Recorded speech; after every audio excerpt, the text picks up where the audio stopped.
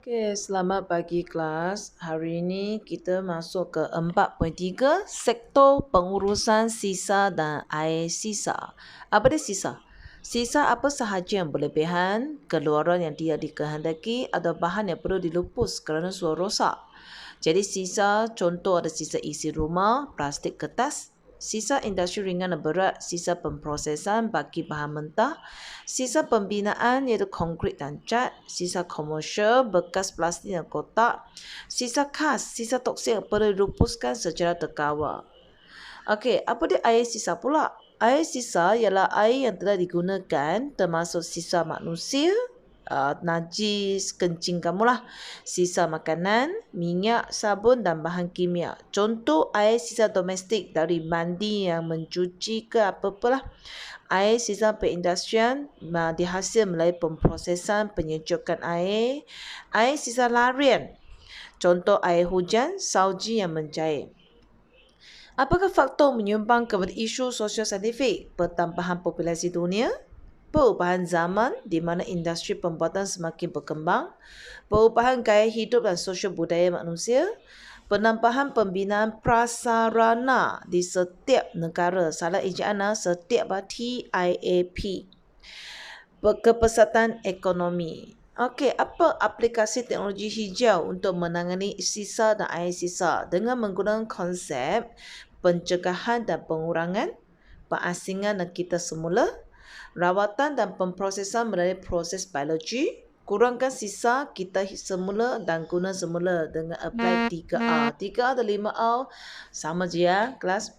Okey, sekarang saya nak tengok setiap satu cara dia. Okey kelas, nota di sini tak payah lukis ya. Saya nak kamu go through nota di atas sahaja.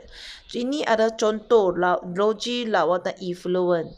Air sisa mengandungi bahan kimia berbahaya, bakteria dan patogen. Oleh itu, rawatan yang cekap perlu supaya air tersebut dapat digunakan semula. Rawatan air sisa di logi rawatan effluent melibatkan proses-proses berikut: saringan, penguraian secara aerobik iaitu guna oksigen untuk pecahkan, pengentalan dan pengumpalan biar bahan termendak, pemendapan, penapisan, pekorinan dan pemforidaan. Tambahkan korin dan forida untuk membunuh mikroorganisma. Air yang telah dilawat bebas daripada bau, bahan cemar, enapan dan mikroorganisma berbahaya. Jadi boleh tengok gambar ni ya, sungai akan pergi ke mana? Rumah pam dulu. Lepas tu masuk ke pengudaraan, pembauran kimia, pengentalan dan pengumpalan, turun ke penapisan. Lepas tu mereka tambah pemforidaan, pembasmian kuman dan penyesuaian pH, simpan di tangki simpanan, pam ke pam air jernih dan ke tangki agihan. Lepas tu sampai ke rumah kita. Okey. Cara kedua, proses pengkomposan. Menguraikan sisa organik iaitu sisa makanan, pertanian dan domestik kepada bahan kompos secara semula jadi. Teknologi gunakan teknologi withdraw. Gambar ada suatu tunjuk.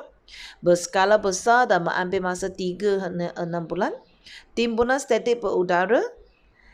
Sisa ditutup dan di udara secara mekanikal. Proses mengambil masa selama 3 hingga 5 minggu.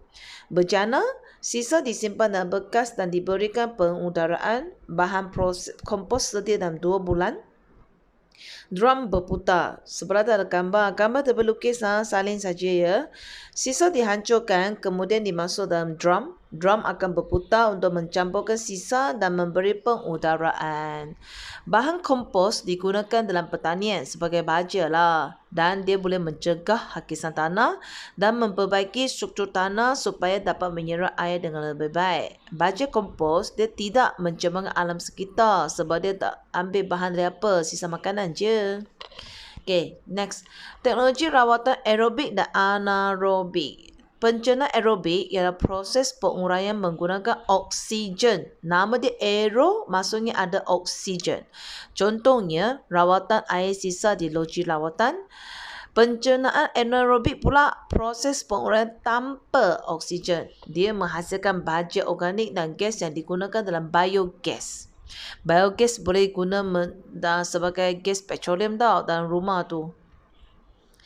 Okey, next. Bahan sisa seperti sisa haiwan, sisa makanan dan enap cerma kumbahan dimasuk ke dalam loji reaktor anaerobik untuk menghasilkan gas metana. Ini dia, saya tadi cakap biogas ni.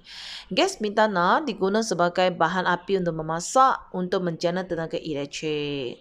So, teknologi ini mengurangkan kadar pembebasan gas rumah hijau, iaitu gas karbon dioksida. Jadi, gas karbon dioksida kalau berkurangan, suhu bumi dapat diturunkan. Gambar di bawah dia tunjuk bagaimana letak saja, tak payah lukis salin nota je. Kaedah kita semula, pengasingan sisa di punca kepada sisa yang perlu dilupuskan dan sisa yang boleh kita semula. Kaedah kita semula meminimumkan penghasilan sisa. Contoh yang boleh kita semula kertas, kaca, tin aluminium dan bahan plastik. Last. Logi ini sudah berulang. Okey, tak ada dah. Itu pun sudah berulang. Last slide tak payah salin telah berulang ya. Jadi kelas, sila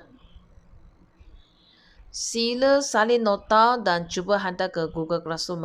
Jangan sampai bila buka sekolah baru perasan banyak tak hantar nota saya. Okey, see you.